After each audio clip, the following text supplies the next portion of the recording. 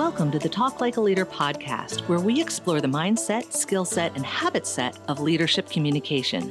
Using these tips, techniques, and tactics, you'll be able to talk like a leader to build better relationships and get more done.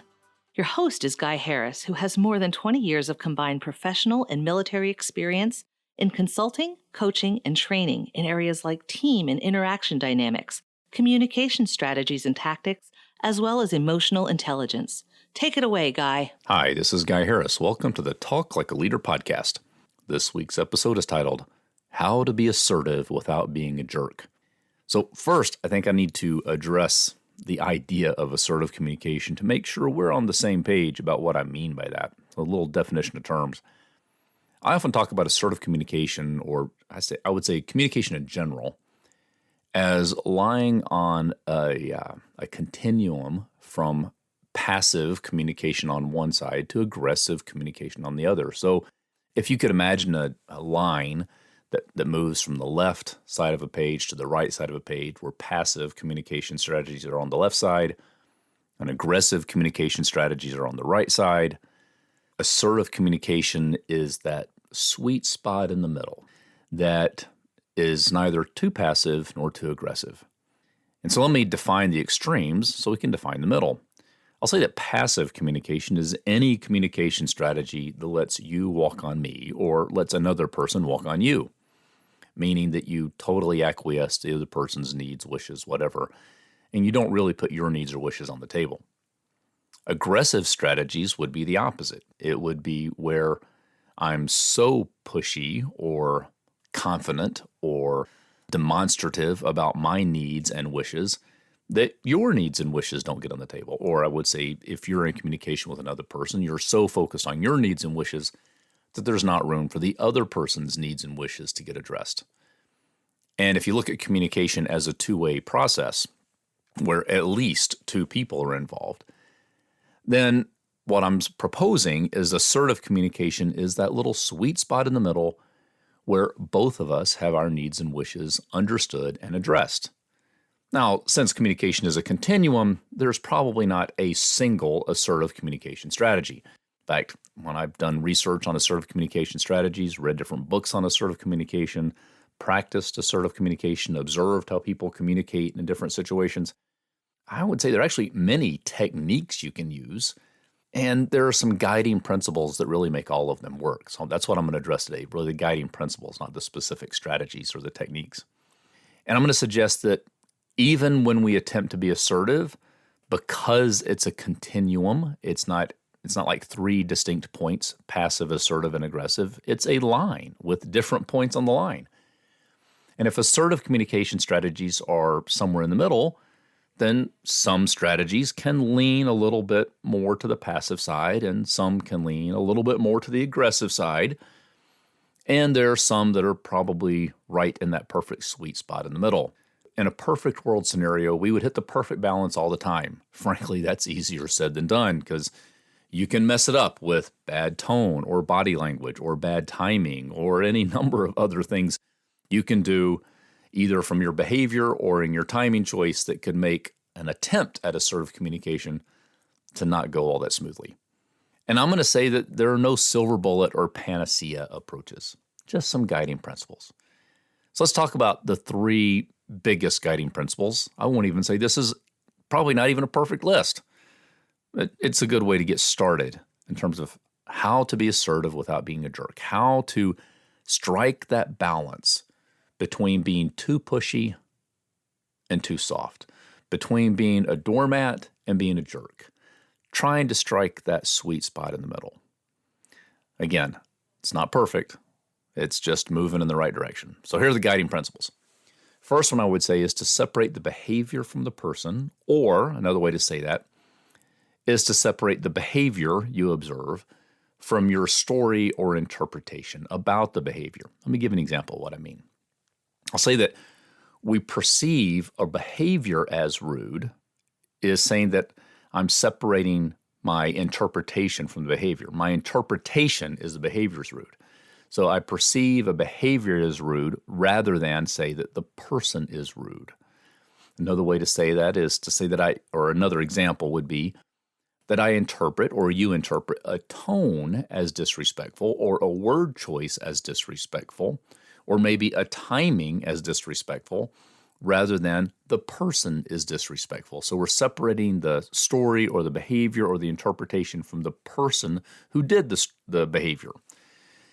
I might say that another way to look at that is, or another example would be that you feel angry or sad, or I feel angry or sad, rather than the person made me angry or sad, or made you angry or sad. So the emotion is true that I can feel angry or sad. It's not really true that the person made me that way. It's the story I told, it's the interpretation I attached to it that made me angry or sad, not the other person. So the idea is to separate the behavior from the person or separate the behavior from your story or interpretation. That's a guiding principle. Another guiding principle is to do the best you can to focus on the future more than you focus on the past. And basically the idea behind this is talking about, thinking about, focusing on how you would like it to turn out the next time you ran into this situation rather than focus on how the last time turned out. And I had a whole podcast episode on focus on the future, so I won't dig into that too much.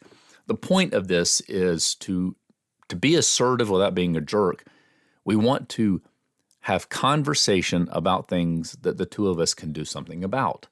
We want to be hopeful that we'll have a better outcome in the future. As Napoleon Bonaparte said, a leader is a dealer in hope, which means I want to find ways to communicate with people that create hope rather than sadness or desperation or frustration.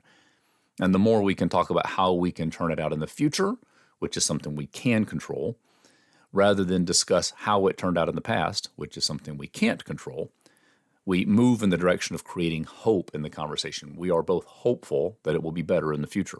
No guarantee, right? But it's hopeful at least. So focus on the future more than you focus on the past is a guiding principle for assertive communication. Another guiding principle is to talk about solutions more than you talk about problems. That's kind of like focusing on the future. It's a related idea. And the idea behind this is to have statements that are something like this. Here's what I propose we do, rather than here's what went wrong. Here's what I would like to see, rather than here's what frustrated me. So if we can shift the conversation away from the problem to the solution, which almost by definition is in the future rather than the past, we can find better ways to communicate that convey our wishes to another person in a way that is hopefully respectful to them and honors their needs and wishes. And I guess here's a bonus that I'll add in here, that as we're having these conversations, if we're going to make them truly assertive without being a jerk and drifting too far in the aggressive direction, we also have to make space to hearing what the other person has to say, listening to and honoring their perspective. Because assertive communication is not only about getting your wishes on the table. It's also about hearing the other person's concerns, wishes, frustrations, perceptions, those kinds of things. Assertive communication is about trying to create the space so that we can both be heard and understood. Now, the three main guiding principles I talked about are things that are completely in your control in terms of how you can propose information or put information on the table and doing it in a way that hopefully is received well by the other person. And the fourth, what I would call the bonus guiding principle, is the idea of making space for the other person, listening more than talking. I probably want to pepper in questions about the other person's perspective or questions about the other person's wishes and desires, and use questions in preference to statements even. So there you go. A couple of key ideas. Hopefully that helps you find that sweet spot between being too passive in communication and too aggressive in communication. How to be assertive without being a jerk. No silver bullets. No panaceas, no promises even that if you communicate in this way, it'll be received well. It's just that if you'll follow these principles, it's more likely to be received well.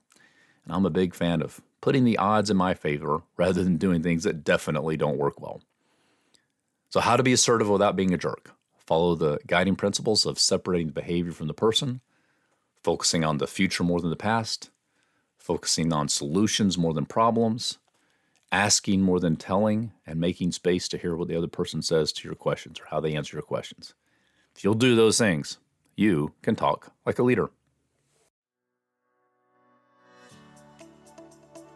This has been the Talk Like a Leader podcast. You can listen to this show every week wherever you get your podcast. If you haven't, be sure to subscribe so you never miss an episode. I'm Guy Harris, and thanks for listening.